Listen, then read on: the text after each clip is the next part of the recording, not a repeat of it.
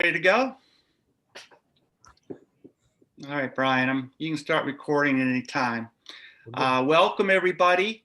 Yeah, no coffee, no bagels, no face-to-face gathering once again, but we really appreciate everybody taking time out of their workday to once again convene. We've got a great program set up today till about 12:15, I think it's going to go to, and we're very happy you're here with us. The vaccine is on the horizon, and I know everybody has their own viewpoint about when they feel safe taking, and I will tell you, as a former biology teacher, I'll be first in line when it's my turn. So try to get life back to normal and get back in the building with everybody and get our meetings back to face. We're very excited today. We are going to take a look at making thinking visible in the IB classroom. We do have Jim Reese and his colleagues, Sher, Anderson-Petty, and Vaija Wagle. They're going to, they've done a lot of work with Project Zero, and I know that they're really going to enlighten us. There'll be a general session followed by some breakout rooms by program. They'll be introducing themselves in a moment or two, but just to let you know, this is the focus of today's gathering, of course. I just have a few slides and a little bit of business items I want to take care of before we turn it over to our wonderful colleagues. So, first thing, you got to rename yourself. I know Brian's working on that. If for any reason you cannot rename yourself from your own system, because there are some blocks in various school systems, or the way you have your settings set, at least put your name in the chat room. So you have your breakout, your chat room, have your program and your first last name. So my example, DP Dan Coast. If you're not already renamed on the screen, you will need to move over to the chat room and just put in your initials for your program and your name. We're going to do that so we can assign you into breakout rooms. The first session will have enough time where everyone's together, where Brian and some of his colleagues who are co-hosts will move everybody into the proper breakout room. So when that time comes, you'll be able to participate in a program model for the remaining half hour of today's session. Now, as far as audio, please make sure you are muted during the presentation and use the chat feature to ask questions. I believe Jim and his crew will be monitoring the chat feature during that first 45 minutes that they're meeting with you. So please use the chat feature for questions and make sure you're muted. Now, Jim and company have also requested that we hide videos during their portion of the presentation. Now, to do that, they've sent me a couple slides, and let me just show you what I'm talking about. So when it comes time, when Jim is introducing himself and getting ready to start his presentation, you'll see on your Zoom bar at the bottom, of course, you want to stop your video. But you also will see a little up arrow there next to stop video. And if you click on that, you'll see video settings. Video settings is where you want to go when Jim starts his part of the presentation. When you open up that little menu, you'll see a place right here to hide non-video participants. So when Jim and company start, let me just back up for a second and previous. So when Jim and company start, make sure you've turned off your video.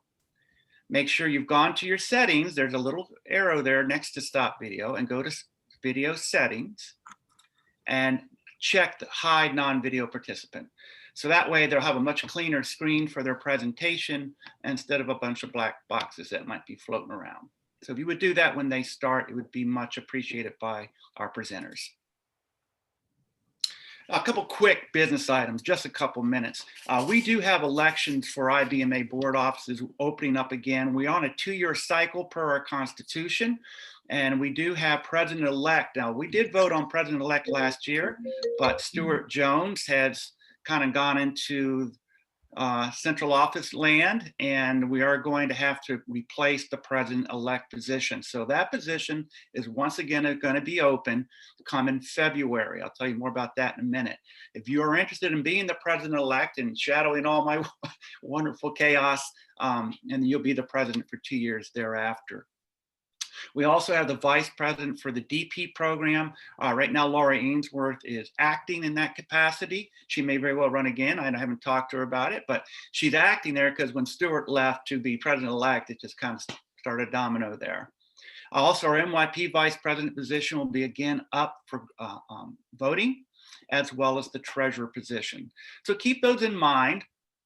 If you're interested in running to become an IBMA officer, board member, in February, the first week of February, we're going to have a meeting again, and we'll get a little slide presentation like last year that runs you through the whole process. Like last year, you'll be asked to make a short video kind of introducing yourself to the membership.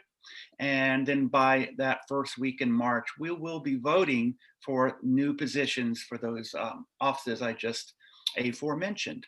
So if you're interested in serving, please put your name in the hat. More details to come that meeting in February, but just putting it on your radar screen for now. So there's a lot that you can do to help here. And on this wonderful slide, I believe maybe Brian is the master of this artwork. But certainly down here, yes, do plan to run for a board position to help our organization if you are so interested. The time commitment is not overwhelming. We'll talk more about that in February. I really want to talk about hosting networkings. We've had some really great ones, especially some dealing with virtual learning in the fall. I don't want networking to slip from our radar. Please reach out to the VP of your program if you have an idea you would like to host or you have a need. Okay. In fact, speaking of that, I will say that our next meeting will be centered around the results of a survey. Your VPs in the next day or two will send you a quick little survey saying, what is it you would meet your needs right now? What would you like to talk about? What would you like to share? What best practices do you have you could share, or what best practices you're still looking for, particularly in this virtual world we're in? So our next meeting is really going to be a glorified networking where all of our coordinators meet by program and we talk about what you want to talk about. That will be our next networking. So look for that survey the next day or two from your VP and put down a couple items you are hot on your burner or things you need help with, and then really think about things you're doing really, really well, or some of your teachers are doing really well that you can share some tricks and again, improve the education in the IBMA by sharing best practices. So keep that in mind, and certainly networking with your teachers, keep that in mind. Reach out to your VPs if you have people who are excelling and who might be able to assist other people in the membership with great practices they have in this virtual world. Now, speaking of great things people are doing, we do have our Faculty Excellence Awards again. Thank you, all of you who sent in names and people and what they're doing to help the IB education in your buildings. It's always great to read all those. Unfortunately, we can't select everybody, but please keep sending those in. So it's great to see what people are doing. And we do have a couple people who are going to be recognized right now in the IBMA world because their coordinators reached out and said, hey, this person is doing great work. Let's honor them. And we can honor them with our Faculty Excellence Awards. We're going to be giving one per program. Well, I think one program has two names. And there will be a $100 honorarium being sent to those teachers, just recognizing that we've recognized their commitment to IB education today.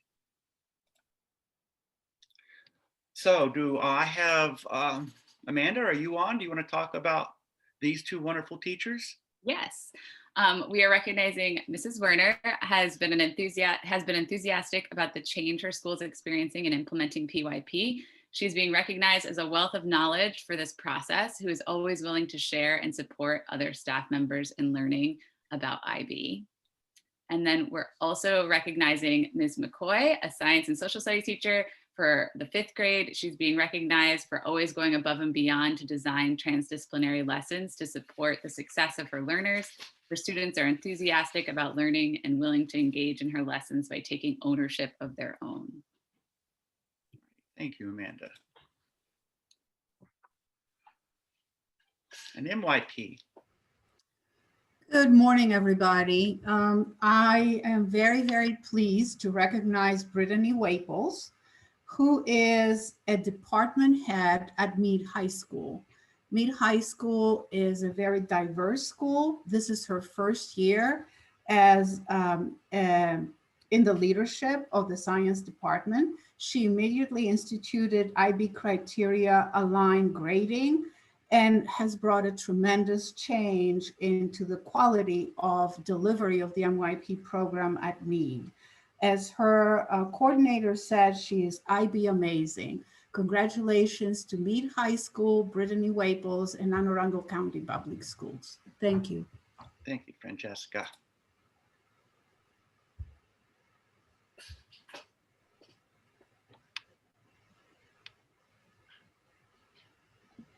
Chris, are you there? Yep, I'm here. Good morning, everyone. We'd like to take an opportunity to recognize Karsten Binsner from DC International School. One of the things that sticks out is Karsten's ability to work the CP program. So preparing students with certifications, and one of the highlights, honestly, is great. He even helped 2 of their seniors apply for an apprenticeship in Germany with Siemens. And that's really the heart and soul of what the CP is about, you know, providing kids those real life opportunities backed with an IB education. So modeling that for his students and that international education at the school he's fortunate enough to work at. So Karsten, congratulations and all the best going forward. Thank you, Chris. So I'm going to handle the DP winner this quarter, and it's Bobby Donaldson from Unity Reed High School, which I believe is in Manassas. He's done a great job of partnering with a professor from American University and running a project locally with the students involved at Manassas Battlefield Park. I think one thing I really loved about what was written, and I couldn't put everything on the slide about Bobby, is not only is he an IB social anthropology teacher, but he also is an EL teacher. And he works with that population in his school. I think it's 33% are second language learners there, and gets them to believe that IB is accessible to all students. And in fact, it's been very successful. And when we talk about inclusion, I love what Bobby's done with his knowledge of the L community, as well as his knowledge of the IB community, and bringing the 2 together. One thing I also like what I read about him is he looks at anthropology as this is a new culture we're in this virtual learning. And he actually has a project going on with the teachers, administrators, and students at his school to look at this new culture of online learning and getting everybody to better understand how it's impacting them and how to navigate it. So I see him being very timely in the way he approaches his teaching and his learning with the students. So Bobby, good work. And now let's turn it over to the main show, why we're really here today. We have Jim Reese and Sher Petty and Vaija Wagle. They're going to introduce themselves. I'd like you to get to know them a little bit. And I'm going to, at this time, turn it over, this wonderful session, to them. Stop sharing my screen. And like I'd asked everybody to do earlier, kind of turn off their videos other than our presenters. And Jim and company, it's all yours. Great, thank you so much, Daniel. I'm going to jump in first and just introduce myself. I'm Jim Reese. I'm the director of the Professional Development Collaborative at Washington International School. And I've been in this role for 4 years, but I've been in the school almost 13 years. I was previously the MYP coordinator, and I was also the director of studies overseeing curriculum and professional development within the secondary section of the school. And I've been a DP Language A teacher for many, many years. I've taught in 3 different diploma schools, one overseas in Belgium, one here in DC, a traditional public school, and then here at Washington International School. And I've been an examiner. And over the last 20 years, I've been a consultant with Project Zero. And so I'm going to share today, as will my colleagues, the connections between Project Zero and the IB. Vaija? So I'm Vaija Wagle, and I have been, I think, an elementary school teacher all my life, and I have loved every moment of it. I have recently stepped out of the classroom, but I'm still engaged with education. I think I first encountered PYP when in its very nascent stages, when it was just emerging in the late 90s. And I was fortunate to be the PYP coordinator at my school, which is the Washington International School, and responsible for implementing the program. And I encountered Project Zero as the coordinator as well. And I have worked with both these programs. I've been very fortunate and loved every minute of it. Thank you. Sher? Sher, you're muted. There we go. Can you guys hear me? All right. Good morning, everyone. I'm Sher Anderson Petty. I am a proud fourth generation public school educator. And in my 20 plus, because I started teaching when I was 5, in my 20 plus years in the classroom, I have enjoyed 17 of them in the International Baccalaureate Middle Years programs and diploma programs in Montgomery County at Francis Scott Key Middle School, at Springbrook High School, and now at Seneca Valley High School.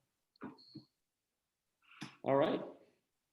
So we're going to jump in, and I'm going to share my screen, and we'll jump into the presentation.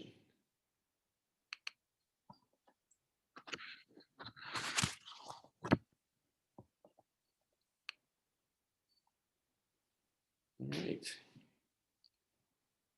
Here we go. So we've titled this presentation, Making Thinking Visible in the IB Classroom, and we're going to spend about 40 to 45 minutes giving a framing of what we mean by making thinking visible in the IB classroom. And then we're going to go into breakout rooms by program so that we can dig more deeply into the application to various grade levels and subject areas. So with that, again, I want to thank the IBMA leadership team for inviting us to do this workshop today. And I'm just so pleased to be able to join my colleagues, Sher and Vaija, for this journey. So here we go. So here's our agenda. We'll focus on thinking and understanding the inspiration we've had from Project Zero as IB teachers, and then the strong connections we find to IB programs with Project Zero ideas. Then we'll go into those breakout rooms where we'll see how ideas can play out in action, and then we'll do a sort of a modified routine called headlines and highlights as we come back together. And we'll have conversation and reflection along the way. And as Daniel said, if you have questions or comments, or you want to put something in the chat related to something that comes up, feel free. We'll be monitoring the chat along the way, and we'll interrupt each other if we feel there's something that needs to be raised or a question that needs to be addressed. And we'll have more chances to have that kind of chat more intimately, a little bit more intimately in the breakout rooms. So I want to say a little bit about Project Zero, and I know some of you will be quite familiar with it, but for those of you who are new to Project Zero, I just want to give you just a brief overview of what it is so that you feel grounded and you understand where we're coming from. So Project Zero is a research group that's based in the Graduate School of Education at Harvard University. It was founded in 1967 by Nelson Goodman, who was a philosopher of the arts and a professor there. And he really wanted to investigate the way artists make sense of their world and then communicate that understanding to others through their art and other ways. He brought together several colleagues from the graduate school at Harvard, along with 2 graduate students, Howard Gardner and David Perkins, to review the research literature. And as they started digging into that literature, they found there was much on the topic, but it wasn't much that was very helpful for their investigation. So they called their effort Project Zero because they felt they were starting from scratch to build a research base on this very, very important question that had to do with cognition and the arts. So within a few years, they'd made a real name for themselves in the world of education. And over 50 years later, Project Zero is still thriving as a cutting edge site for research in education at Harvard that's affecting schools and museums and other sites of learning all around the world. And while the arts still remain central to all that Project Zero does, they've distinguished themselves in other realms in cognitive science and in education, such as multiple intelligences, thinking and understanding, learning environments, interdisciplinary learning, and ethics. Gardner and Perkins, by the way, are retired as professors at Harvard now, but they're still on the steering committee of Project Zero and are very active in conducting research. So I want to say a little something about the connections between the IB and Project Zero, which go back at least 2 decades. So in the early 2000s, I just happened to be working at Project Zero on a sabbatical leave, and there was an investigation going on by Howard Gardner and Veronica Boix-Mancilla there with a team of researchers looking into quality interdisciplinary learning. And they latched on to TOK, theory of knowledge, as a possibility as an exemplar for high quality interdisciplinary learning. And we started a conversation and I told them about my experiences with TOK and the positive experiences that I had and what I thought could come from that. And they did include it in their study. And that led to a lot of collaborations that ensued with Project Zero and the IB. Around 2005, the IB Americas contracted with Project Zero to provide workshops for online on teaching for understanding for diploma workshop leaders. So a number of you might have taken part in that, but a number of people still around giving workshops for diploma were part of that. And I was the liaison between IB and Project Zero. Veronica Boyks-Mencia, whom I mentioned earlier, she started working in the late 2000 noughts on an interdisciplinary guide for the MYP, which was subsequently published. And she also then developed the interdisciplinary extended essay for the diploma. And so that's still thriving in diploma. And then over the past 2 decades, you'll see more and more references to Project Zero research in IB guides. So there's a really strong connection, and the management at the IBO have recognized the importance of Project Zero research and providing the pedagogical tools and frameworks and strategies that can really make IB curriculum come alive. So to give you a bit of context about who I am and what we do in the Washington, DC area, I'm the director, again, of this PD collaborative at Washington International School. We're a center that's based in the school, and I'm here at school right now, but with an outward-facing stance. We support a number of high-quality professional development endeavors in the DC region. Because WIS is an IB World School, almost all of our offerings include IB schools and teachers, and so we tailor a lot of our content to IB participants in anything we do. Our region-wide effort began in 2012 with the formation of a group called DC Project Zero, or DCPZ, as we like to call it. Since that time, we've been holding a free professional development series, workshop series throughout the academic year, and currently we're in our 9th year. Much of our programming now, of course, has gone virtual, and most of it is with museums in the area. So we provide these high-quality, hour or hour-and-a-half long, in-depth looks at how we can use Project Zero ideas with museum resources and in museum settings, or in a classroom with museum resources. But because we're doing it virtually, almost anyone from outside of the DC region now can participate in what we're doing. So we do have a mailing list, and we keep people updated on what we're offering and what's available. So if you're interested in joining us and you're not in the DC region, feel free to shoot me an email, and we'll give you our email addresses a bit later. We have a mailing list of over 2,000 educators now, and most of whom are in the DC region. So DCPZ has served as a way to build community in the area.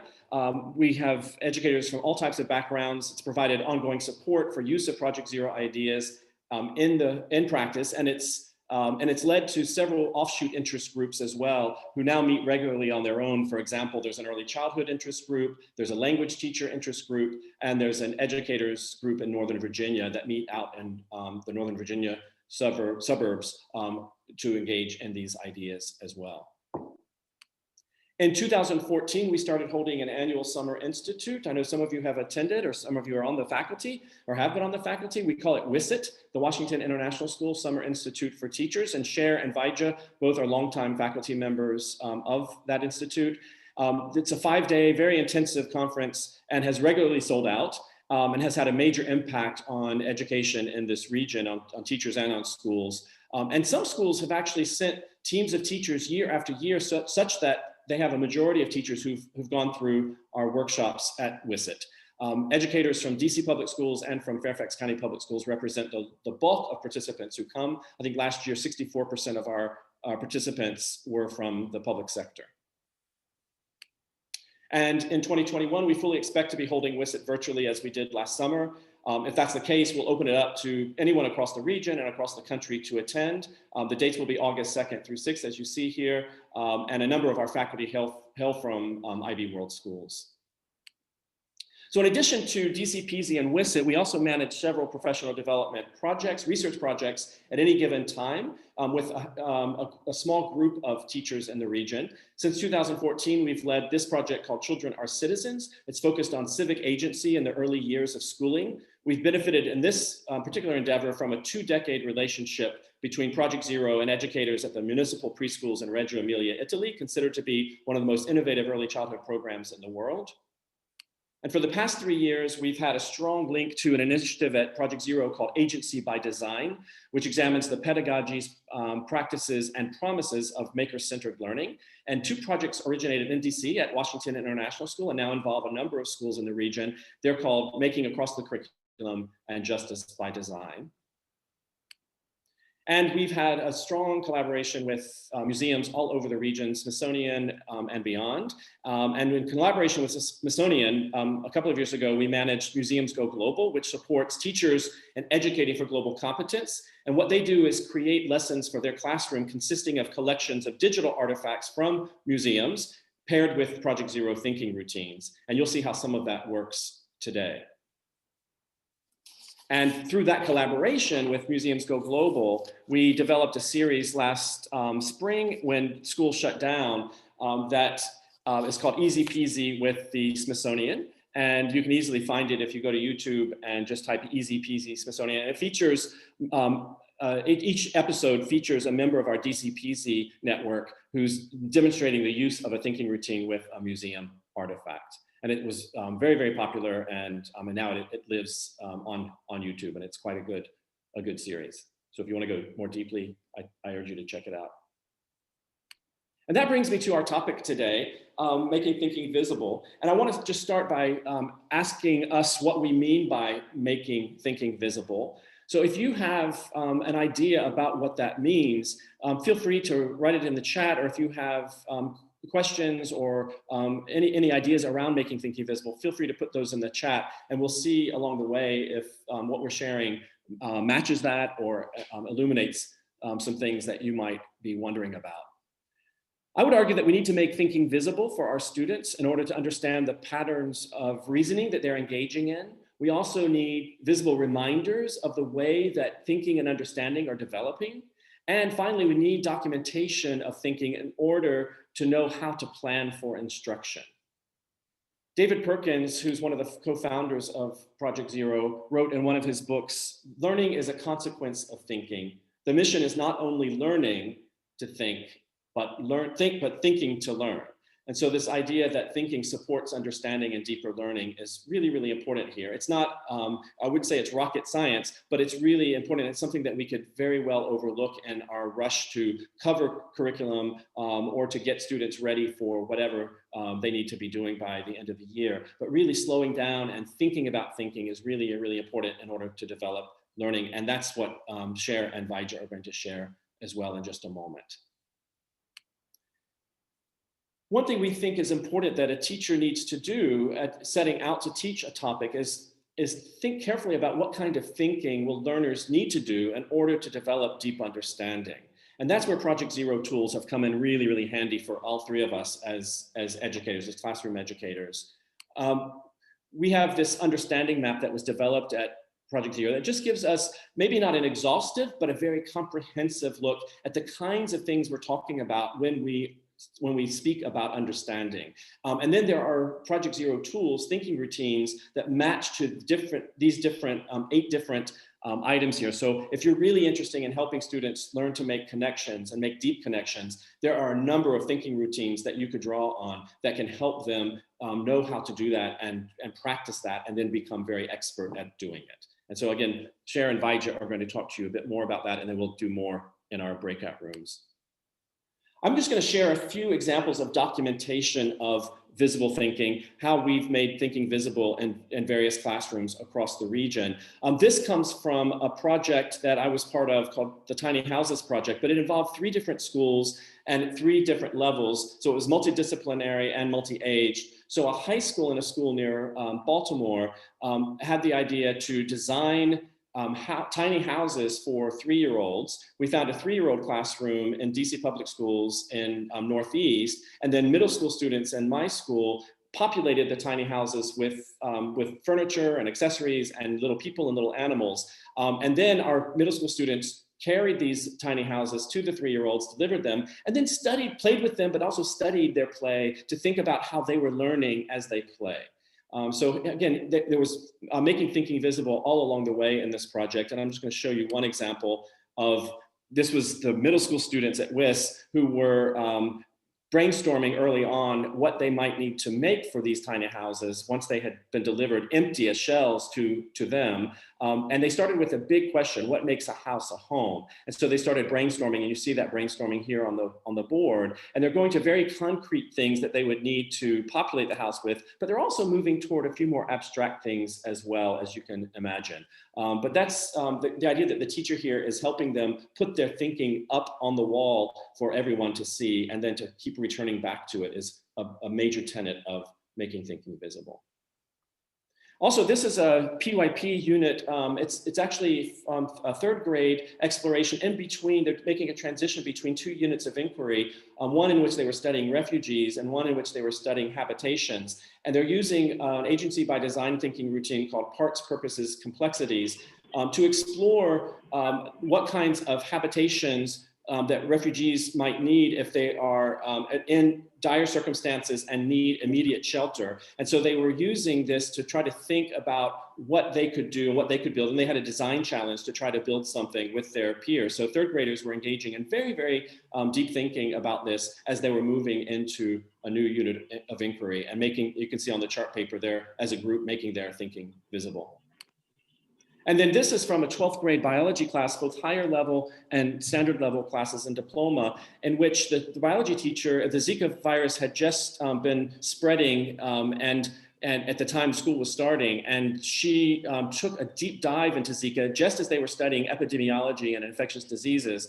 And so she had the students do investigations, again, multidisciplinary investigations into all the things around Zika that they needed to know. And they came together and created this huge mind map that then lived in our library for anybody to come see and learn from. But they did a really extraordinary job of this. And the year before, the 12th grade class had done the same thing with Ebola, when Ebola was rampant in West Africa. And then a couple of years later, they did the same thing last winter. They were doing the same thing with COVID-19 and coronavirus.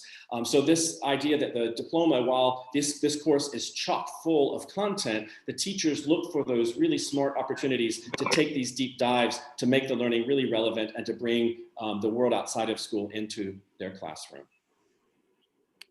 And with that, I'm going to share, I'm going to be the controller here of the slides, but Vaija is going to come on the screen and she's going to take us through ideas around understanding. And Jim, since you're controlling the screen, I'm going to just put my thumb up when I want a change of slide. That's perfect. Yes. Hello, everybody, again. I'm delighted to be part of this session on making thinking visible in the IB classroom, and so happy to share with you ideas I feel really passionately about. This is Ron Richard, and he has researched and written extensively on making thinking visible in his book. And in this book, The Power of Making Thinking Visible, I'm not certain that you can see me, but I hope you can. In his book, The Power of Making Thinking Visible, he says that at the heart of deep learning are two core ideas: understanding and thinking. These two ideas are inextricably linked to each other. Thinking is critical to develop understanding, and understanding is the result of thinking. And I thought it would be only wise if we really truly want to appreciate ideas about making thinking visible and the role of thinking in deep learning, it's probably most prudent to begin with the other core idea, and that is understanding. So, what is to understand? We use the word so commonly, and we always assume we know what it means. But what does it really mean to understand something? How will you recognize that you understand something? How would you recognize that your students have understood something? What would understanding feel like? What would understanding look like? In what way is understanding different from just knowing something? What can you do with understanding? So in this segment of the session, we'll focus on understanding, as it were. Jim, next slide, please. So, what is to understand? And perhaps the best place to begin would be to consider your own experiences with something that you understand well, and think about what makes you say that you understand that. So I'm going to give you a moment, and I'm going to give you a moment to think about something that you understand really well. And then I'm going to ask you to think about what evidence would you have for that understanding? What makes you say you understand it? How do you know that you have understood it? So do take a moment, think of something you understand, and think of why you think you understand it.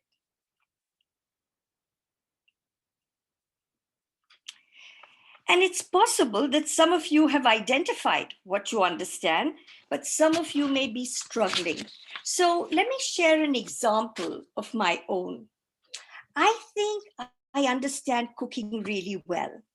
I love cooking. I cook very easily. People who sit at my dinner table are always telling me how much they enjoy my food. And I'm not one of these people who follows recipes or cookbooks, but I can still produce something quite delicious. And I think this is because I understand my ingredients really, really well. So I can recognize the ingredients in foods that I eat. And so I can replicate some of those recipes based on what I've tasted. And even when there are just few ingredients in the house or some missing, I can substitute, I can kind of, figure it out and still produce something new and delicious. Sometimes my recipes go wrong, but I can always figure out what went wrong and then sometimes problem solve and fix it.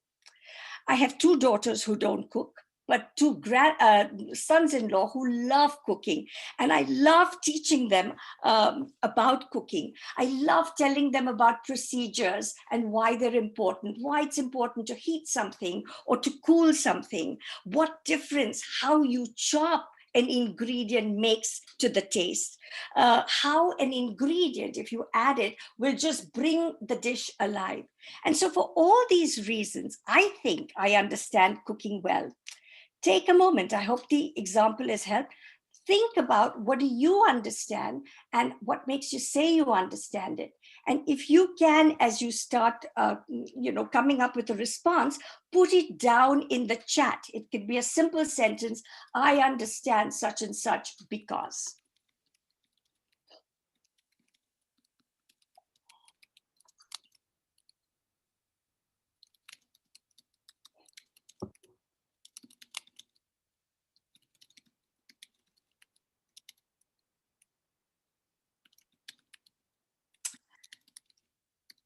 So Jim says that he understands tennis, and he certainly enjoys playing it, I know, but he can coach it well. So I assume that when he coaches it, somebody else is able to play tennis really successfully. Clearly, he enjoys watching it and probably understands all that's happening. Santina says she understands knitting and crochet. And that's so lovely because she says that she thinks she understands it because she can make adjustments in the pattern. She doesn't just have to follow every step as it is described. And sometimes she can create new patterns with what she already knows. Ian says he understands soccer and he loves teaching others. Cheryl Solo says that she knows how to lead a healthy life. And I imagine it's because she understands the components of a healthy life and therefore knows exactly what to do and how in fact she should stay healthy. Shane Donovan says, I understand physics because I can explain it in a variety of contexts. I love that, Shane. So basically, I imagine what you're saying is that you can sort of see physics happening in situations completely different from the learning situation. And you're able to see that and you can apply it in many ways. Oh, somebody says that I understand the way an author uses symbolism in writing. You can spot it, you can identify it, even if it's not explicitly said, and you can actually create a visual to represent it. So there are many, many, many examples of what it means to understand. And Jim, can we have the next slide? This question has been posed many, many times, and you might recognize some of your responses in this list, because what people say is when they understand something, they can use the knowledge in a variety of ways. They can apply it. They can explain it to someone. They recognize all the parts and see how they fit together. They can analyze and synthesize it. And because they understand all these components, they can shift the components around to make new things that allows them to create new things. So often people say that they know they understand because they can already anticipate how things are going to turn out or what the problems they might encounter along the way. And then when problems do arise, they're able to solve them. They're able to problem solve. They can improvise. They can explain why something is not. But I've always felt that the most telling sign of understanding is that when you really understand, it only throws up all that you don't understand. So when you understand something, you begin to recognize what it is that you don't understand. This is how we describe understanding. Let's take a look and see what the experts have to say about it. Jim, can we have the next slide? So David Perkins, whom Jim has talked about and who really has done beautiful work on understanding and teaching for understanding, says it very simply. He says, understanding is being able to use knowledge flexibly in a novel context. And the next slide, please. And Tina Blyke, who has been an author with Teaching for Understanding Guide, says it's being able to do a variety of thought-provoking things with the topics such as explaining, finding evidence and examples, generalizing, applying, analogizing, and representing the topic in new ways. And when I first saw this list, and I looked at these definitions, I have to say, I asked myself, do I really teach for understanding? Can my children do all these things with all that they learn in class? And I knew that I was inspired to want to teach in ways that would give my children this mental agility. So the million-dollar question is, how do you teach for understanding?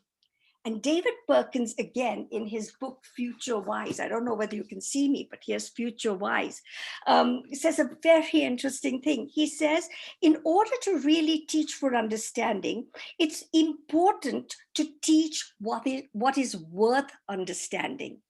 So what is worth understanding?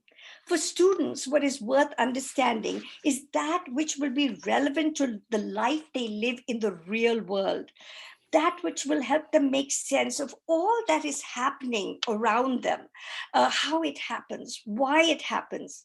What is worth learning for students is that which will be relevant to them, not only to understand the topic in the classroom, but beyond the classroom and, in the future. And what will be worth learning is that which will be relevant to them, not just in their life in a particular place, but anywhere that they go in the world. So how do you identify what is worth learning? That seems like $1 million question. We still have to go back, Jim, to the earlier slide. Thank you. And one doesn't have to go far to seek it, because embedded in any issue and lying at the heart of most topics are big conceptual ideas. These big conceptual ideas describe patterns of human behavior or natural life. They explain how things work or why things are the way they are. And when you're teaching for understanding, it's vital to make the big conceptual idea the focus of the learning experience. And why is that? It's because the big conceptual idea gives context and relevance to the content and makes it meaningful. Imagine the metaphor of a jigsaw puzzle. It comes in a box, and on the cover, you see the completed picture. But inside are all these little pieces that are going to make the big picture. So think of the big conceptual idea as the completed picture. Think of the content as the little pieces of the puzzle. It's as though the conceptual idea is the main idea and the content is the little details. And when the big picture and the details are seen in juxtaposition to each other, that's when understanding has a chance to develop.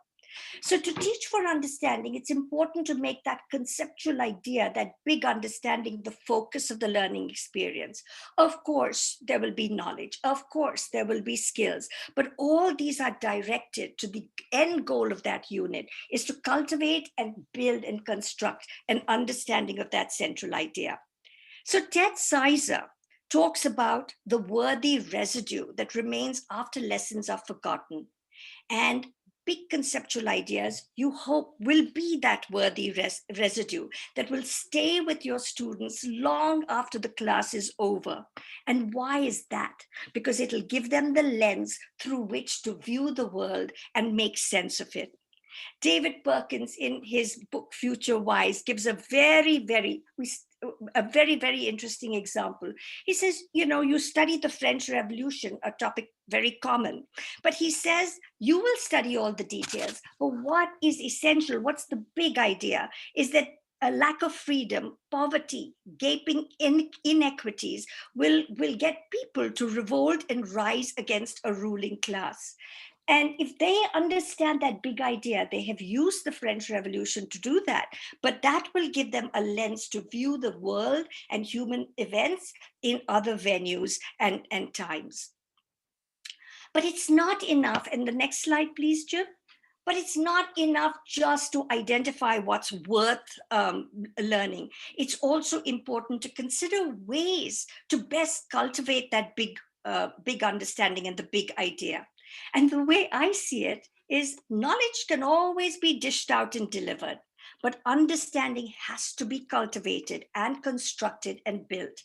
And it can only authentically happen when students engage with material and make it their own.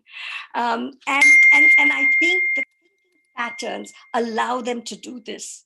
And there are many thinking patterns that are useful to develop. The next slide, please, Jim.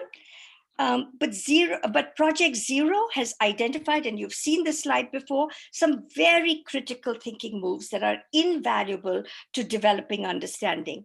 They're visible here, and we lovingly call this the understanding map. So thank you, and I'm going to hand it over to Sher, who will take over.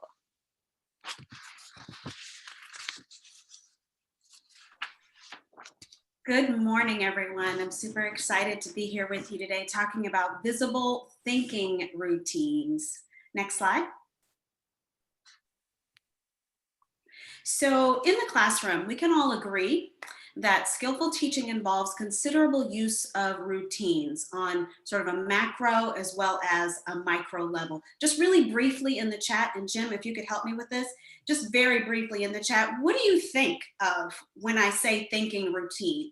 Just shoot out some ideas really quickly. What do you think of when I say thinking routine?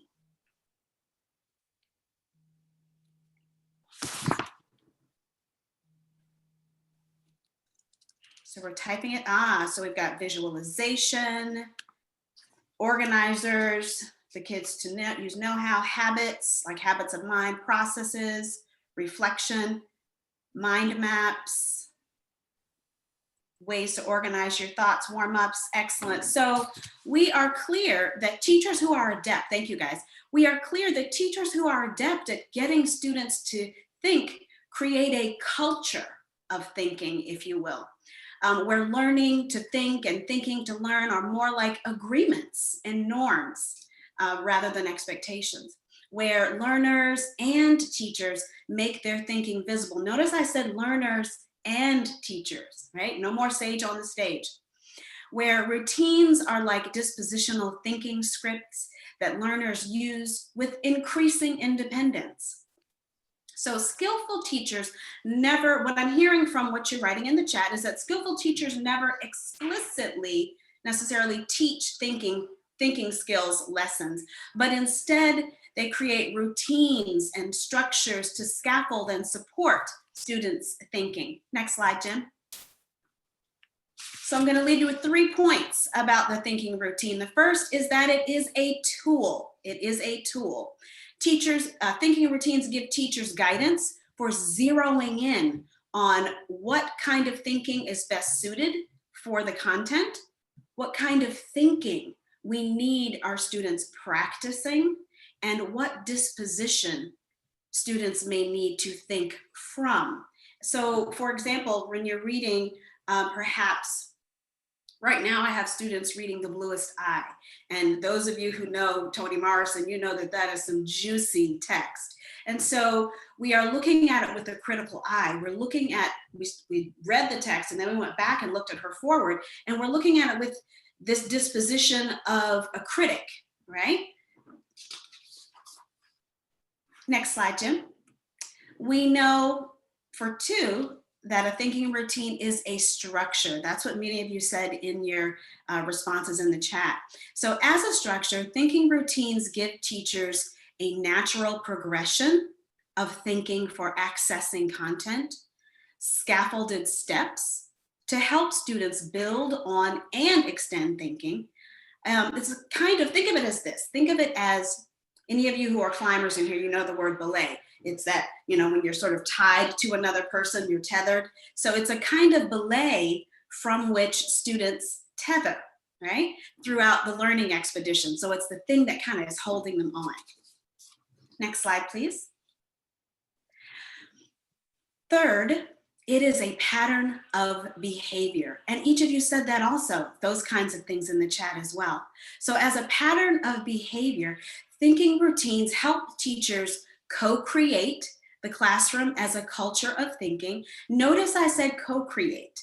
This is not the sage on the stage, the sort of teacher giving the edict from on high. We really and truly are all crew working together. Next, we'll consider thinking routines as shared scripts students use with, no, I'm sorry, not next slide. Thank you. If the structure of a thinking routine is a kind of belay on which learners tether, then the pattern of behavior may be the student's wings. I like to borrow a Mark Churchism when I talk about this idea of anchors and wings, or belays and wings.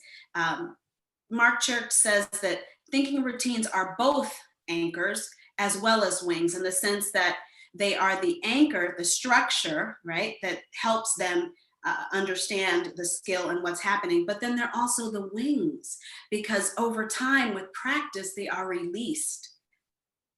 Next slide. So now, how do thinking routines help us build understanding? Okay, can you very briefly in the chat just give me your educated opinion on that, because we have experts in the room here. You guys are quite adept as IP instructors and coordinators at getting students to think. So how might, in your opinion, thinking routines help us build understanding? And Jim, if you could shout some of those out.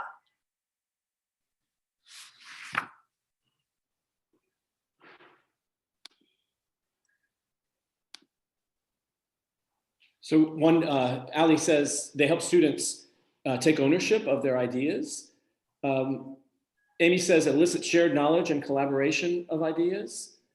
Stuart says they just demystify the critical thinking process, manage it more, make it more tangible to students. Working as a scaffolding to help cultivate and develop skills in thinking to lead to understanding. Awesome. I love that. I love that demystifying. I love that word, because students often are sitting in your class completely mystified about exactly, you know, how do you make the donuts, right?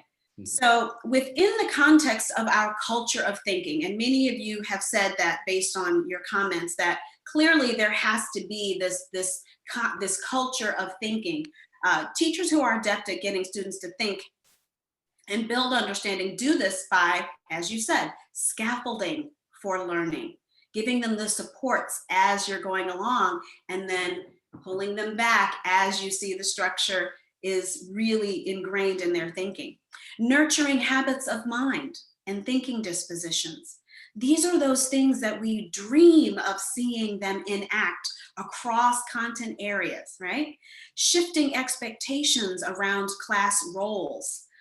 Learner and teacher, as I mentioned earlier, we're really all crew. To borrow a line from Beyonce's song Diva, I'm a Diva. On this expedition, there are no passengers on our plane. Everybody is working crew. And then valuing process over answers. I think I'm preaching to the choir in this room when I say that that's a very IB approach, looking at process over zeroing in on answers. So each of these teacher moves that you've shared in the chat is woven into the fabric of thinking routines. Next slide, please. And I have 3 steps here for you, three pieces of information. So in a culture of thinking, thinking routines help students build understanding with a few easy steps. Now, notice I said easy, and I'm not saying easy relative to those of us in the room with multiple degrees and all that, but really easy. So routines are generally going to be, this is what I mean by easy, they're generally going to be no more than 3 or 4 steps. It's pretty easy, right? They are easy to include conversationally. Literally, you're having a conversation, and before you know it, I find myself doing it in conversation all the time. I'll see something and I'll go, oh, I see such and such. Oh, I think, oh, I wonder. And I may not say those words, but I find myself falling into that. And that's one part of the beauty of this. They're easy to remember. And it's kind of like a catchy tune. You know how you hear a catchy tune and you can't really get it out of your head? That's sort of the sneakiness of thinking routines that I love. So in terms of it being like a catchy tune, the hearing of the simple steps enhances the recall potential. It's the reason why we jump right into See, Think, Wonder, Connect, Extend, Challenge. Next slide. And so importantly, as many of you mentioned in the chat, we've got to have a goal orientation, right? So in a culture of thinking, thinking routines help teachers and students build understanding by providing a goal orientation. A thinking routine is not activity for activity's sake, as lots of activity does not necessarily equate progress, right? I'm sure we can all attest to when we were brand new teachers and we were just doing a little bit of everything and throwing it all together and just, anytime you're new at something, a lot of times that's what it looks like, right?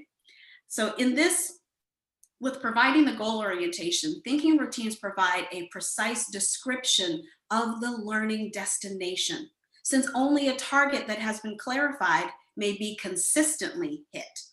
Thinking routines, think of it like this. Here's a visual for you. Think of it like GPS, right? It's like a global positioning system as they communicate, right? So it's timely information. This is what thinking routines give us. Timely information about where students are, how far and how long until students reach their learning destination. We can kind of gather that from the data. And then they can help teachers and students just discern what to do when students take a wrong turn. Next slide. And our third point, and this is my favorite. I think I say that about everything, but this really, really is my favorite. It's a public and private practice, right? So it's an excellent formative assessment tool. It's great for use in the classroom with the whole class or with small groups. And let me just kind of interject here. They are terrific in the distance learning space. I know that my students told me at the beginning of the year they hate breakout rooms, but when I give them a thinking routine and it's just a few steps and everybody understands, they're more likely to participate. So they're great for transferring thinking skills across content areas and disciplines and interests. And Over time, honestly, students report doing thinking routines without realizing they're doing them. In fact, I got a thank you note from a senior who graduated saying to me that she's thinking in this way now, and she caught herself doing that, and she had to send me a little note to say, hey, wow, thank you for teaching me how to think and helping me think to learn.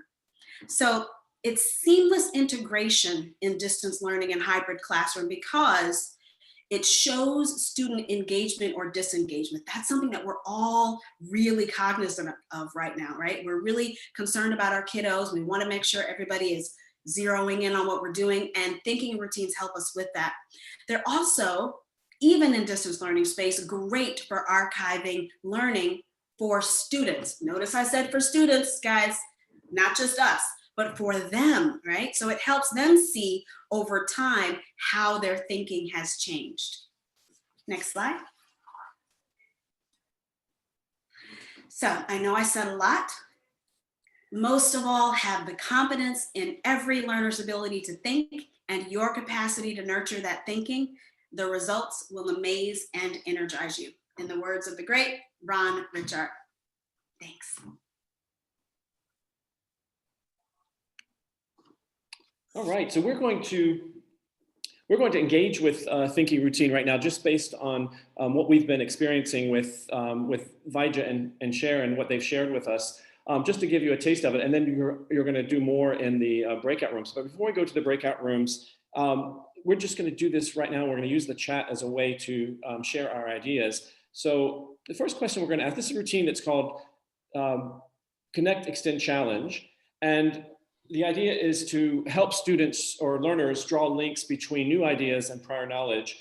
So we understand many of you have used thinking routines, or you might be familiar with Project Zero ideas and tools, and some of you might be new to these, but it sounds somewhat familiar, or you're doing something that's somewhat similar. So we're going to ask how these ideas connect to your own practice at present, or practices that might be happening in your school if you're not actually in a classroom right now. So if you want to just take a few moments to write in the chat a response to this question: how do these ideas connect to your current practice?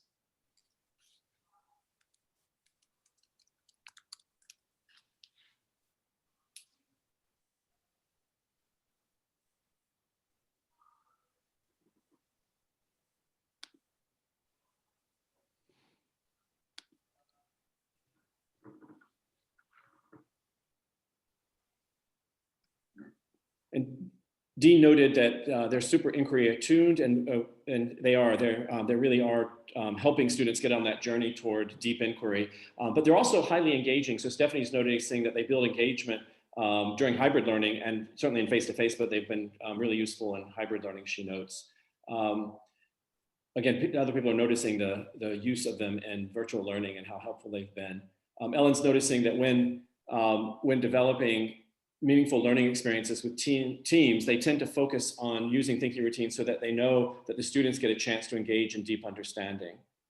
They're helpful for teaching the ATL skills through achieving those objectives. Tim, can I go back to Joseph's? Yeah. Joseph is saying that right now we are working on how historical, social, and political context can help us think about literary texts, and visible thinking strategies provide a good way to make predictions and link context with theme. Excellent, excellent.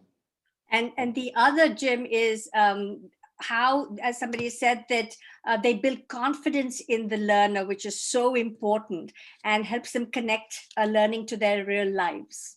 All right, so the next question we're going to explore is, how do these ideas that we've been presenting to you, how do they extend your thinking about teaching and learning? What might be new here, or what's pushing your thinking at this point? So where is that sort of zone of proximal development for you at the moment in terms of pushing your ideas a bit further? So feel free to jump in the chat and add something.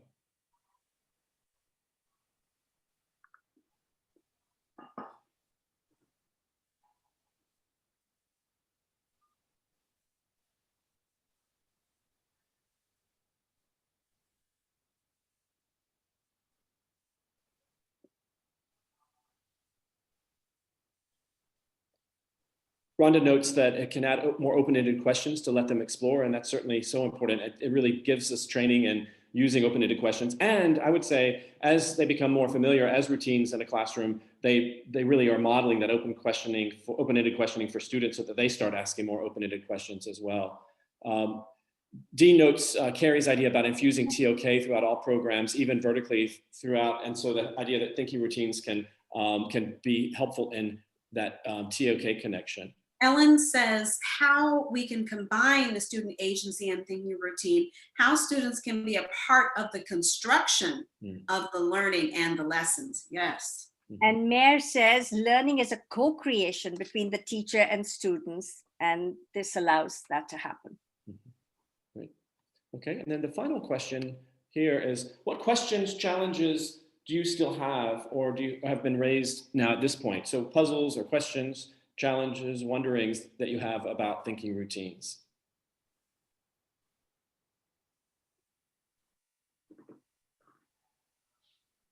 And as you're responding to that question, I'll just say that that toolbox on the Project Zero website was developed last year, just as the pandemic was taking hold, and it's been incredibly useful. We've been wanting something like that for so long, and many people have created something like it, but now it exists on the Project Zero website, and it really does help you think about matching the thinking routine with the kind of thinking you want to do, and it gives a lot of great examples. Heather says that they've become routine for her to use as the teacher, but wanting to make the shift for students to use them on their own as part of their own learning routines. Great question. Jalika says, what suggestions do you have for pairing thinking routines with various types of learning or thinking desired? That understanding map is a really great way to do that. And we'll supply that for you, but there are also some really great interactive maps that have been created by school systems that help you think about which thinking routines map onto those different dispositions or the kind of thinking. And there are many questions about connecting visible thinking to being online.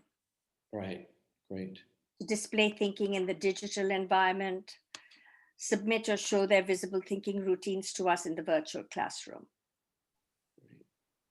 All right, thank you everybody for your ideas. Sher, do you want to say a last word about this? Absolutely. So we're looking at a quote from two of our favorites, Ron Richard and Mark Church, from their, and I'm sure you saw these over here, Power of Making Thinking Visible. When we make thinking visible, it not only gives us a window into what our students understand, the product of their thinking, but also into how they are understanding it, the process of their thinking. So I love how Mark Church sort of sums this up, and he says, we've got to be students of our students. Great. Thank you, Sher. So now we're going to head into breakout rooms, and I think Brian's got us all set up. We're going to go by program, and so the CP and DP people will be with me, the MYP folk will be with Sher, and the PYP folk will be with Vaija. And we're going to explore making thinking visible in an IB context specific to your program. So with that, we're going to be there for about 28 to 30 minutes. So we'll see you back in the main session, everybody, just to wrap up, but we're going to spend the next 30 minutes in those breakout rooms. So we're ready to go whenever you are.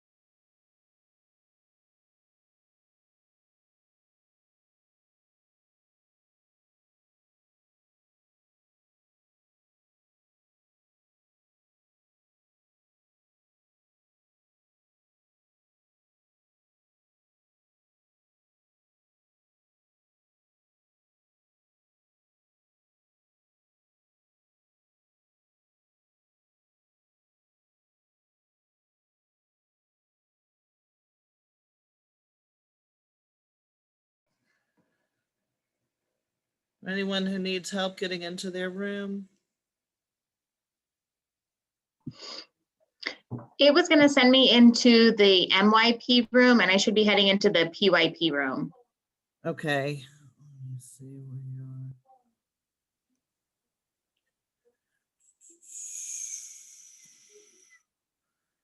are. PYP. Katie. Got you assigned to the, if you, can you try jumping back in there and then jumping back out, and we'll see if we can get you situated. I will give it a try. All right, thanks.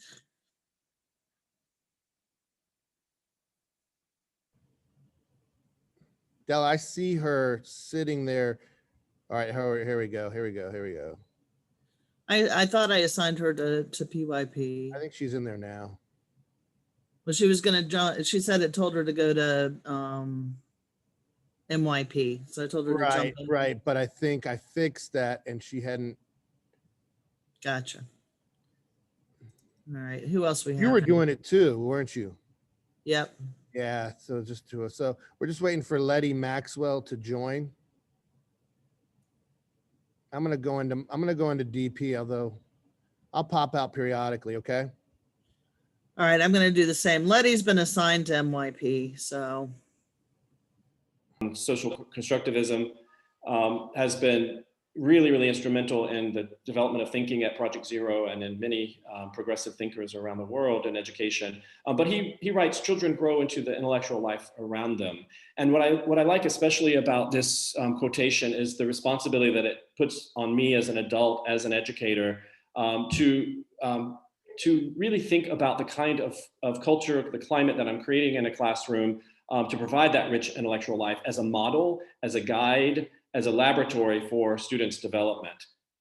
So we're going to be looking at how thinking routines help us to do that kind of thing. So we're going to dive into using a couple of routines with a work of art. The key here, when you're first using thinking routines, and if you've used them before, you might have had this experience. I know that when I was first using them, they were highly engaging, and they sometimes felt more like activities, as Sher mentioned, than something that was really pushing the learning on, because they are so engaging, and you think, oh my gosh, this really worked well. But if you don't have that learning goal in mind, and you're not really intentionally thinking about the thinking that you're developing, then they can really just stay as activities. So it's important to think about purpose. And again, I gave this question earlier, what kind of thinking will learners need to do this task in order to be successful, is what we should be asking ourselves. So the understanding map, again, gives us a way to think about the kind of understanding we are aiming for. And sometimes it's multiple of these ideas here. And we'll see that in what we do, I think, in just a moment. And they are helpful. This map is a helpful guideline for providing each thinking routine that can point us to the kind of disposition we want to develop. So before we jump in, I just want to say a little bit about some things I've learned. I entered into Project Zero, as did Vaija, through the Teaching for Understanding framework. We were doing a lot of work in my school in Brussels on using the Teaching for Understanding framework as the basis of our curriculum and really pushing for deeper understanding in our students. Once I started using it, I was very skeptical at first, but once I started using it, I found it incredibly powerful. And I found that it also helped my students to use that language of understanding and really ask big questions about whatever we were studying. And it proved its worth many times over.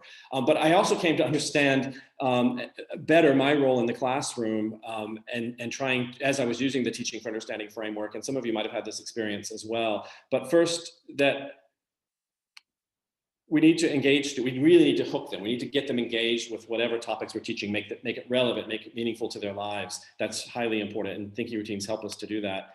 We also then need to guide them. We need to give them a lot of guided practice and give them all kinds of feedback, and give them a chance to give each other feedback, and a lot of formative assessment going on as they're guiding. But then the most important thing is, as a teacher, I've learned, is just to be able to get out of the way, so that when students have developed this burgeoning understanding about the topics that we're teaching, we've got to get out of the way and let them stand on their own to demonstrate that. And what I've loved about teaching in the diploma program and in MYP is that I feel that almost every subject is is aiming for deeper understanding and for that independence of thinking. But how we get them there is the key, and it's often the challenge that we face in the program. So we're going to try a thinking routine with a work of art. And this is a work of art that I've grown to really love. I'm not going to say much about it at first. I'll give you some information, the title, the author, and a little bit of background information once we've explored it. But we're going to look at it without any preconceptions about it. And I'm going to just ask you to do some careful looking, close looking, and then just name what you're seeing. And we'll use the chat for this.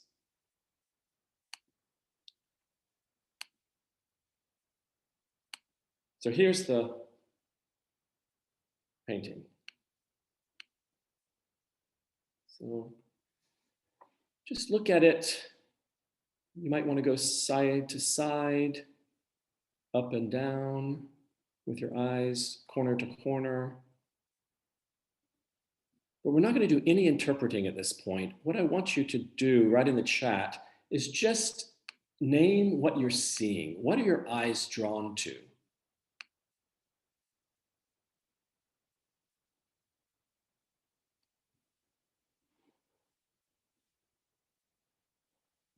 So Mars sees a scene of nature. Mar, I'm going to ask you just to elaborate a little bit. Where do you see nature? You just name one or two things. Santina's doing some of that. Birds, all different kinds. Herons, perhaps. Large winged birds. Elephant in the back. What looks like an elephant in the back. I think, I'm going to use my cursor. I think that might be what is being referred to as the elephant in the back, Elizabeth, here. Sunshine on the horizon. You see the sun, again with my cursor, the sun here at the horizon. A tunnel or an entrance here. And again, feel free to correct me if I'm pointing to something that you're not meaning. Warm colors. Marty, can you talk about warm colors for those of us who might not have an art background? What do you mean by warm colors? As the oranges, reds, yellows, browns. Browns, yeah, great, thank you, thank you. Marine creatures, so where we see the surface of the water, we look beneath the surface, we see some marine creatures around. A feeling of warmth. Jennifer sees a feeling of warmth. The color orange, flying birds, human objects at the bottom of a tunnel. Okay. Activity below the surface, columns rising from the water, a lot of great things. A snake, an underwater city perhaps, destruction, chaos, various dilapidated structures, sunrise or perhaps sunset. So there's a lot to go on here in just what we're noticing. We named the tunnel. We said there was an entrance to a tunnel, but we didn't say, but it looks, as you go through, you see something going on here, right? A large jellyfish, right? There's this jellyfish on the horizontal axis here. And movement. Mar, do you want to unmute and just say where you see movement in this? So the jellyfish is definitely moving. The birds are flying. Let's see. What else do I see here? The fish are swimming. It's just okay, lots good. of Thank movement. you. Yeah, Thank you. A lot of activity going on. Maybe not all what we would expect, but we see animals in motion. And certainly that jellyfish creates for us a sense of movement in water and all that. We can almost have a tactile sense of what that must feel like. Somebody writes, Melissa writes, is that the Pope in the back? I'm not sure where, is that what you're thinking about, Melissa? You know, I've looked at this painting a million times and I do see a face there and I see what looks like a cardinals or the Pope's cap there. That's so interesting. I've never thought about that. Okay. Good. All right. So and so Brian says he can see what Melissa is saying. Great. All right. So let's go on. We're going to go beyond seeing now. Here we are. I'm going to ask you, what do you wonder about? What questions do you have? We have that, is that the Pope in the back? Melissa wasn't asserting it as a fact, but she's just wondering. So we started off with wondering that. What other things are you wondering about or do you find puzzling about this work of art?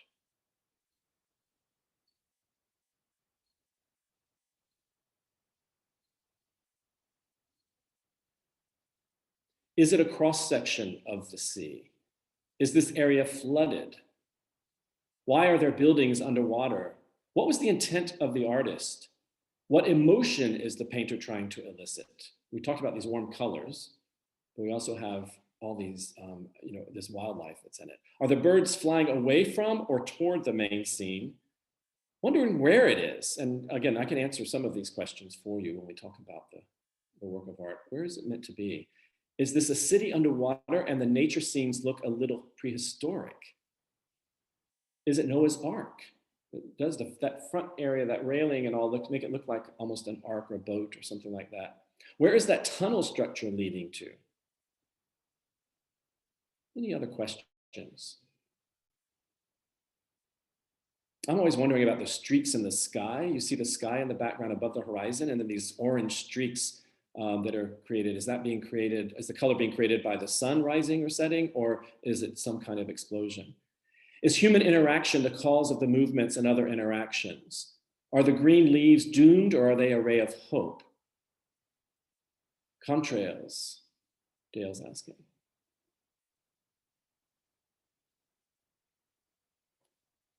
All right, so we got a lot of questions there, and a lot of, again, somebody mentioned earlier that thinking routines often lead us into inquiry. They give us that spark for deep inquiry and very personal inquiry. And so we've got those kinds of questions here. One more here, do the humans even exist anymore? Really good, astute observation, Mar, that there are no humans that we can picture. We see human-made things, but we don't see any humans necessarily, with the exception of perhaps that image of the Pope in the back, but no humans here. So what do they even exist anymore?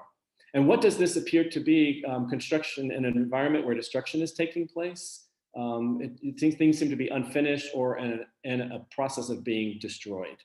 Okay. All right, so let's go to the next part of this routine. And this is a routine that we've adapted from See, Think, Wonder, which Sher mentioned, and we call it See, Wonder, Connect. And the National Gallery of Art, with whom we work very closely, adapted it in terms of the way they take a look at art with their public tours and with educators and with students. So I'm going to ask you now, what do you connect this painting to? Think back in your own repertoire of knowledge. Does it remind you of other paintings you've seen, of films, of things you've read?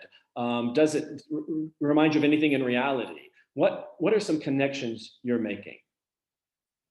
So Dale's making a connection with like the effect of a global warming vibe, brutalist surrealism. So staying with painting, and Dali. So there's something Dali-esque about it. It seems post-apocalyptic. Reading The Year of the Flood by Atwood right now, right? I read that several years ago. This reminds me of that dystopian apocalyptic feel. Very good. Anything else you connect to? The tunnel seems to lead to the sunlight. It reminds me of a dystopian scene as well. Almost Noah's Ark vibes.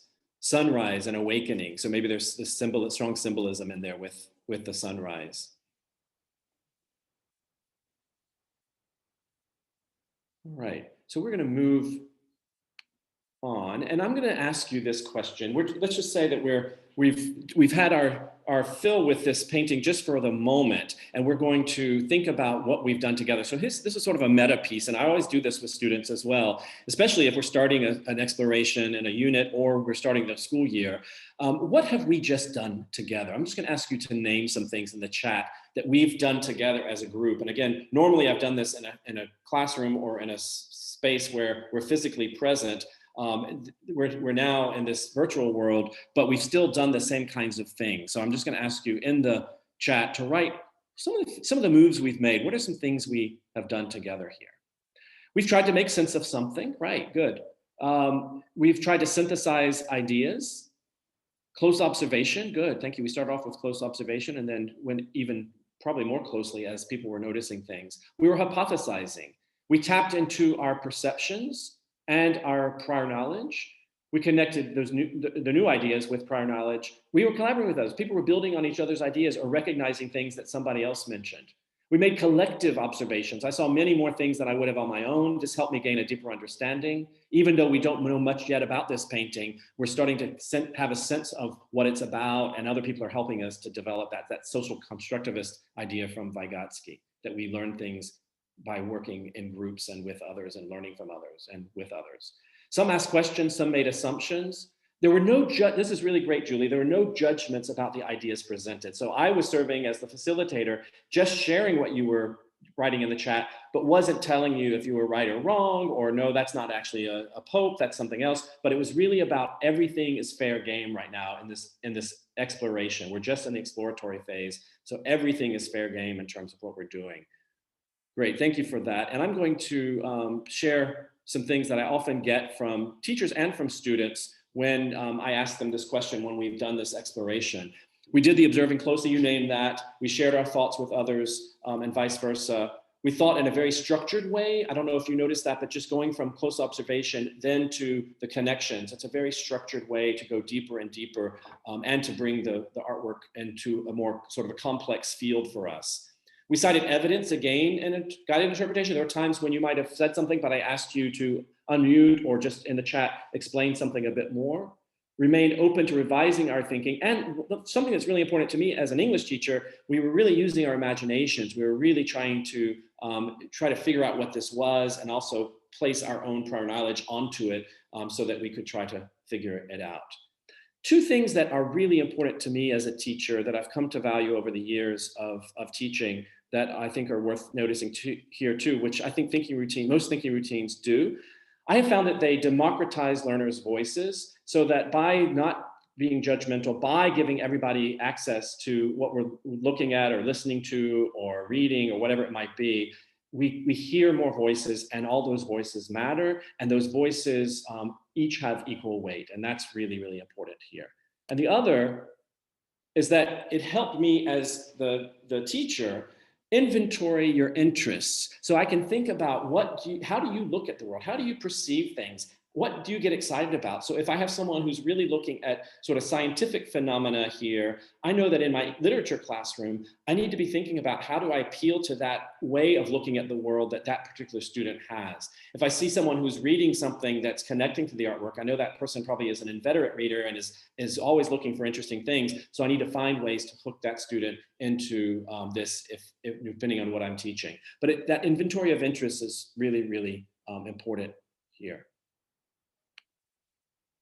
All right, I'm going to go to the next slide. So I'm just going to give you some background information now.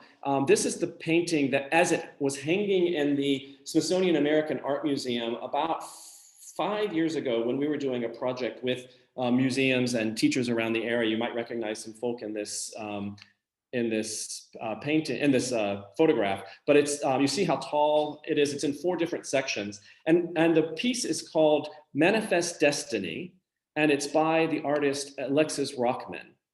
And it's from 2004. It's in the collection of Sam at the Smithsonian. And I'm just going to say a little bit about it because it's a fascinating process that Alexis Rockman went through, but also just what he's creating and the kinds of works he's creating. So he's really interested in nature and in the human touch, the human impact on nature. And he's collaborated with climatologists, engineers, and other specialists. This one is a combination of this futurist vision that's steeped in the reality of climate change with some fanciful aspects. On the right side of the painting, we can see the Brooklyn Bridge in New York City. There's a futuristic suspension bridge on the left with the artist is making sure that we understand that this is the future. People are mentioning the colors, so we might think about what is the story that the color palette is telling us, and how might we describe the artist's use of space. Some of you were going there and making some, putting in some thoughts about that. Rockman explained the work. He said, it gives concrete visual form to the vagaries of climate change. So if we look closely, where do we see evidence of climate change here is a question we could ask students. You're noticing perhaps that the water levels have risen to cover New York City. The sky is orange and polluted. And with modern civilization ended as we know it, Rockman is also showing us that life on Earth has not ended. There is some evidence of life surviving, including both flora and fauna, rooted plants, single cell organisms, animals in the sea and in the air. You all notice those things. Also noticing that humans weren't in the picture. We see harbor seals, lampreys, carp, lion mane, jellyfish, sunfish, lionfish, snakehead, Norway rat. A rat is in there, a triggerfish in the water. There's also the HIV virus in the floating in the water as well. There are cormorants, egrets, gulls, brown pelicans, roseate spoonbills in the air. So as you look more closely, what do you notice about the artist's style of painting? Rockman, he was born in 1962. He's been depicting the natural world for more than 2 decades. And he spent his childhood exploring the halls of the American Museum of Natural History in New York City, where he developed an early passion for the natural sciences.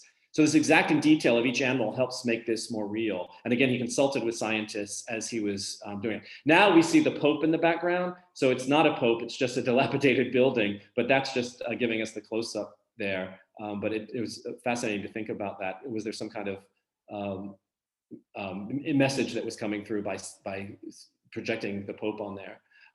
The space is rather shallow. It's sort of like dioramas, somebody just noted, behind glass that you might see at the museum.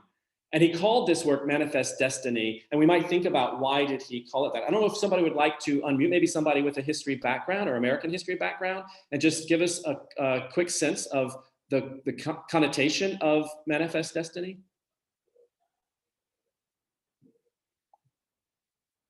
Happy to entertain any history buff.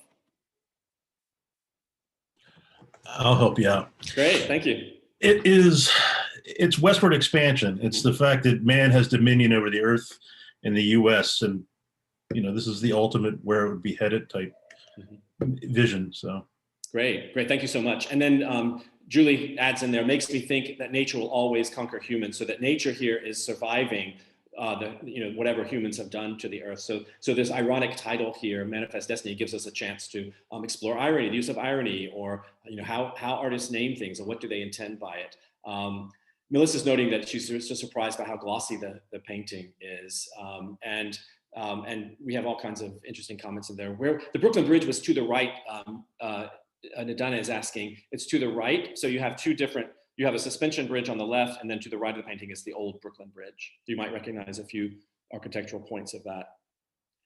So I'm just going to, at this point, I'm just going to share with you some directions you might take it, but you might, in this chat, you might also share, not just think about what you teach. How might this kind of approach, or even this painting or something like it, fit in what you teach? I mean, I think you can certainly find interdisciplinary connections here, or disciplinary connections. So as an English teacher, I can think about how it can connect to dystopian literature, dystopian stories, creative writing that students might do, film that might be made about dystopias. What about in science? What about in math? What about in other subjects? So think about that and type something in the chat if you want. And I'm just going to share some directions you might take it. So for example, you might name curricular connections with the artwork or ideas Rockman is seeming to explore in it. You could also think about what students are interested in finding out more about, and let their exploration take hold for a little while before you get to whatever your specific topic is. And we've done this in workshops with teachers, but also with students. It fits with reflection and research at the DP core, Jalika says. Julie says it would be perfect for TOK. And I'm going to share a couple of questions that I've asked students and teachers in workshops. What are some larger questions or issues, global in nature, that emerge from this work of art? Environmental systems, certainly. This is something I've done in a workshop when I had more time, just considering several of these issues and then choosing one, and then going through and thinking about what more we might need to learn. So, so again, you might have some ideas there. And then there's a routine that was developed by Veronica Boix-Mancia, a global thinking routine called the 3 Whys, which fits very appropriately with this. And I've used it many times with this painting and with other complex ideas. So what you ask are 3 why questions. Why does this issue or this topic, once we settle on a topic that's related, say climate change, for example, why does this issue matter to me? Why does it matter to my community? And we can think of our families, of our town or our village or our state or even our country. But then on a global level, why does it matter to the larger world? So this allows us to go more deeply in as well, the 3 Whys. And it's a great, I think you need that close observation. You need that sort of introductory routine, see, think, wonder, or see, wonder, connect, before you get to the 3 Whys here. And so these are some questions that I've asked when we've done this in workshops or with students, as you go along, make note of what more you need to know to better understand this topic. How might you go deeper with your ideas? What more do you need to find out? So again, asking these questions and giving some of that control to the exploration to the students. And I would just want to wrap up with what we're doing here just by saying, in a sense of benefits for DP and CP courses, and I think you've named some of these here. And I'm just going to respond to Brian real quick. Brian, I'm fine. We'll just finish up in a couple of minutes. I've got my clock on, so we'll do it. So that's fine. But you can stop us at the 30-minute piece. We can just go back. So for DP and CP courses, it puts a focus inquiry, we named that. It helps to build motivation for learning. So wanting to go more deeply and learn on one's own and bring ideas back into the classroom and to share with others. It promotes independent thinking. These routines do, and it also supports interdisciplinary learning, which I feel is so important across the DP and the CP, that students come in from their other courses with ideas that they're learning, and then they can apply them in your own discipline. And TOK certainly does that, but we're seeing that at our school, that students get so excited about the ideas that they're exploring in, say, geography, they take them into biology class, and then that leads to these sort of demographic and cross-cultural studies of Zika and of Ebola and those kinds of very, very timely topics. All right, if you have any questions at this point, feel free to put them in. We're going to go back to the main session in just a moment. What we're going to do in the main session is just spend a couple of minutes doing this. So if you want to think about this and have something ready to type into the chat, we're going to ask you to create a headline like you would for a newspaper. This is another routine. It helps in terms of summarizing or synthesizing a headline that might capture a takeaway from our discussion. And then, or you can do a highlight from the discussion, something that you're really thinking about or a puzzle that you're having. And then we're going to ask you to type it into the chat. And with that, I'm going to invite you all to just leave the chat room, sorry, the breakout room, and head back into the main session. We'll join the others there.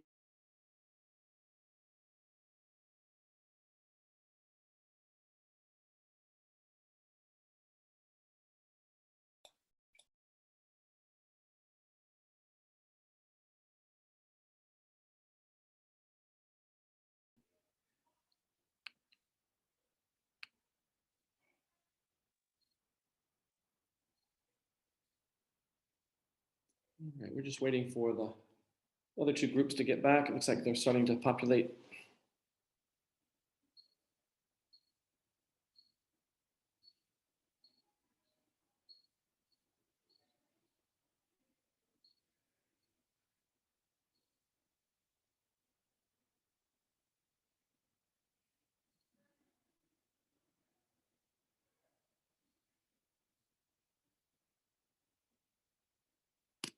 Okay, we got Vaija here. Do we have Sher's group? We just yes. All right, great. Great. Oh, thank you. Excellent. All right, so just a quick screen sharing again, and we're going to ask you, I don't know if you were prompted by Sher or Vaija, but our group was in DPCP, but we're going to ask you to use the chat function and type in either a highlight of your discussion in your breakout room, Miss March. or, here we go, or a headline. So something that sums up what you were doing or what you're thinking about, something that synthesizes. So in the chat box, and Vaija and Sher will share a few of those out, type in a headline or a highlight from your discussion over the last 30 minutes.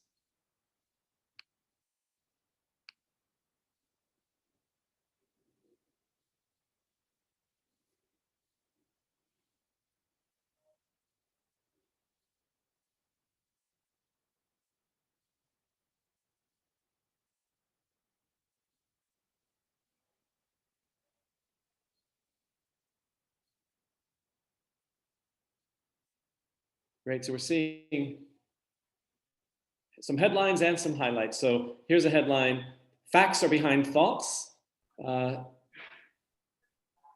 Looking deeply at the familiar, thinking routines help us dig deeper. Smart routines reveal smarts. I love that, love the alliteration there. The main story has a hidden story. And then some highlights that came from that. Getting a chance to practice visual thinking routines was awesome. Different kinds of routines were used. So the main story, hidden story, side story, and hidden story. We used See Wonder Connect with the DP-CP folk, bringing more complex conversation to the classroom. We've got sidelines history is helpful. Main side hidden, using images was powerful. All right, and with that, we're going to give you our email addresses here. Sher, again, is in Montgomery County Public Schools, and I'm at Washington International School, and Vaija used to be at WIS, but now works with me on our Summer Institute